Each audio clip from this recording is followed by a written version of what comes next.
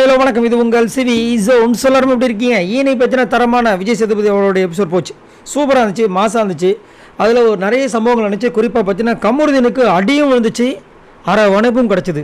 என்னங்க சொல்கிறீங்க அப்படின்னா, இந்த ப்ராங்க்ன்ற ஒரு விஷயத்துக்காக வந்துட்டு செம்மையாக வந்துட்டு திட்டு எக்கச்சக்கமாக வாங்கினாங்க.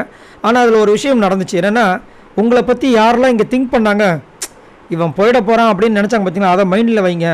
நீங்கள் ப்ராங்க் பண்ணது உண்மையிலே தப்பு. அதேமாதிரி பிக் பாஸ் வந்து சொல்லியிருப்பார், அதை நான் முடிச்சு வைக்கிறேன்னு. அவர் உங்களுக்கு சப்போர்ட் பண்ண தான் நீங்கள் நினச்சிட்ருக்கீங்க. அது கிடையாது.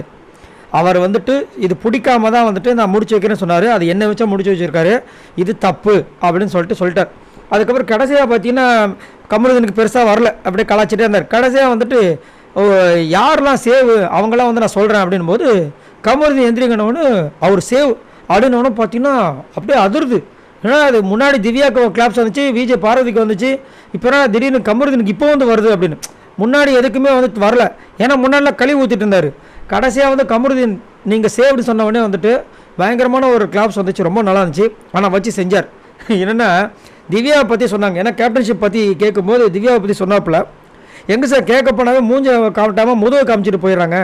அதுலேயே வந்துட்டு நைட்டு 10 மணிக்கு மேலே லைட் ஆஃப் பண்ணிடுறாங்கன்னு. ஆமாம், 10 மணின்றது எப்படி உங்களுக்கு தெரியும்? 10 மணி தான் லைட் ஆஃப் பண்ணாங்க எப்படி தெரியும் உங்களுக்குன்னு செம்மையாக மாட்டினார். பாவமாகிடுச்சு எனக்கு. ஏன் இப்படி தான் வாயை கொடுத்து புண்ணாக்கிறதா?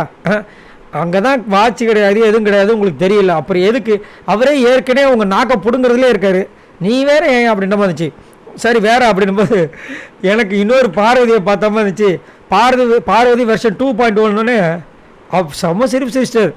இன்னும் கலாச்சாரம் செஞ்சார். என்ன சொன்னார்னா, ஆனால் நீங்கள் இது வரைக்கும் பார்வதி பற்றி இங்கே பேசுனதே இல்லையா அப்படின்ட்டார்.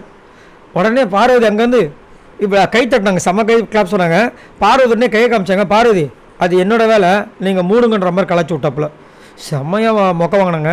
இது தேவையா? முதல் இந்த மாதிரி வேலையை பண்ணி தான் இதுக்கு முன்னாடி வராங்களா விஜய் பார்வதி செம்மையாக மொக்க வாங்கினாங்க. இப்போ இது தேவையா? இப்போ தான் நம்ம ஒரு வேறு வருஷம் கொடுக்கணும்னு நினைக்கிறாங்களா? ஆனால் இன்றைக்கி ஃபுல்லாக செம்மடி வாங்கினாங்க ரெண்டு பேருமே. பட் கெட்டதில் ஒரு நல்ல விஷயம் என்னென்னா கமருதீன் கிடைச்ச மாஸ் வரவேற்பு தான். இதை பற்றி உங்களோட கருத்தை சொல்லுங்கள். பாய் நண்பர்களை.